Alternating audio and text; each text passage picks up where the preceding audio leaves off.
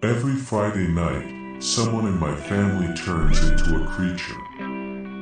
It's been happening every week ever since I turned 15. After midnight, the first person to come downstairs transforms. It always comes for me.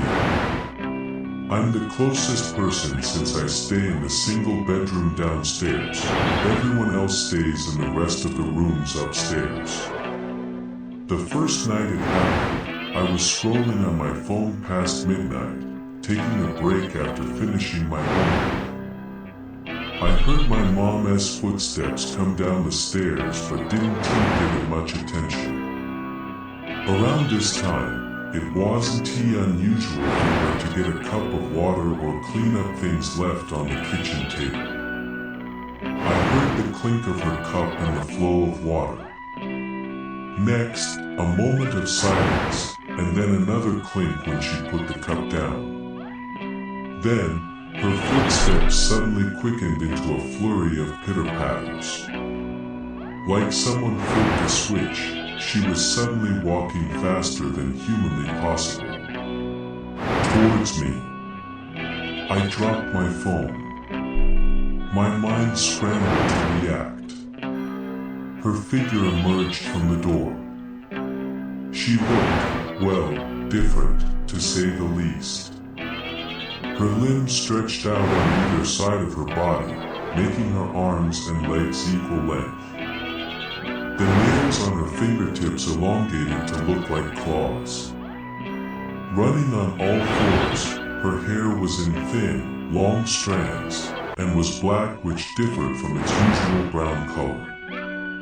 Her back bent in an unnatural way where you can see her spine and shoulder blades pop out when she walked, like the way a lion or a tiger looks when they move. She looked like she was made out of skin and bones, making her regular clothes sagged off of her impossibly skinny new form. I opened my mouth to scream. She lunged at me. The moment she grabbed me, I went still. Pain seared down my arm. My mom, or whatever she turned into, stepped back to analyze me. It took me a second to figure out I wasn't frozen in fear, but just frozen. I couldn't move my body, no matter how much I tried. My mind was panicked, but my body couldn't express it, nor could I cry. The creature walked out of the room. I didn't start moving again until a full 24 hours later. I couldn't eat or sleep, I was just frozen in time. The entirety of Saturday, my family lived on without me. In the afternoon, my sister walked into my room where I still sat. Help me, I thought. Please tell me what is happening. Instead, she turned towards my empty desk chair, greeting me and asking a question. After a moment, she responded to an answer like I was there. I wasn't sure what they were seeing, but it's clear that they were seeing and living with another me living my life for me. When I was released on Sunday a little after midnight, I tried asking my parents about the situation. They told me to stop making up stories. There were large gashes on my arm where the creature had grabbed me. I still have scars there. My family acts like it's always been there. Over the next few days, I stationed myself near my bedroom door every night, listening closely to every little movement after 12. I came to learn that this only happened on Friday nights and anyone in my family could turn into the creature, not just my mom. The solution to this problem was to simply lock the bedroom door when the time came. The creature would screech and scramble on the other side, but it wasn't strong enough to knock the door down. Its hands reached under the doorframe, scratching at the carpeted floor, but it was futile. Over time, it became something of a joke. I would lock the door and listen for the quick footsteps before saying something like "shut up" or "fuck off." Without fail, it always evoked a loud screech from the creature, and then I would laugh as it crashed against the door. The funny thing was, each one of my family members has a different screech, so I could tell who it was by listening to their vocalizations. Then I would confirm by looking at the hands that reached under the door, which remained unchanged after the transformation despite the nails. This did have downsides though. If I had to study late into the night or if I was trying to sleep, I would always put in earplugs to try to drown out the relentless banging on the door.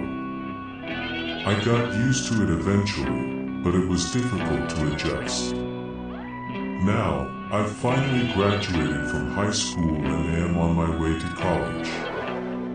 I've dreamed about this for years, about not having to stay on my toes on Friday nights and enjoying it just like everyone else. I met my roommate Emily a few days ago. Everyone was moving into the dorms since school was starting soon. We clicked right away, becoming best friends like we have known each other for years. We spent some time exploring campus and partying together. She was the best roommate I could ever hope for. But everything changed. The day passed like normal. I spent the morning meeting new people in school events and then hanging out with Emily. After nightfall, we went downtown to get dinner and raced each other to the arcade. I haven't had this much fun on the weekends for a long time, too focused on studies to do so. Eventually, I went back to the dorms, Emily close behind me. It was well past midnight. We both prepared for bed. After scrolling on my phone for a few minutes, I laid down to sleep, only to hear scrambling beside me. I turned to see what was going on. My roommate was stationed in the farthest corner of the room, hands grabbing the walls for stability, looking at me with a terrified expression. "What are you?" I was immediately confused. We had spent the entire day together, and I didn't understand what she was asking me. Then I noticed the long gashes on her arms. Realization stabbed me like a knife. The Emily that I had been with the entire day was not the real Emily. In fact, it was the Emily that was put into my mind. Just like the way my sister saw another me. She had been frozen until now. I didn't mean to make her go through that. I never meant to hurt her. I told her everything. I've already requested a single room under special circumstances. While waiting for the request to be approved, I've been sleeping in the bathroom every Friday night, locking myself away to keep Emily safe. The cold bathroom floor gives me peace. It ensures that I won't be able to hurt anyone ever again, on top of taking a day out of their lives. I'm sure I won't be able to live a normal life now.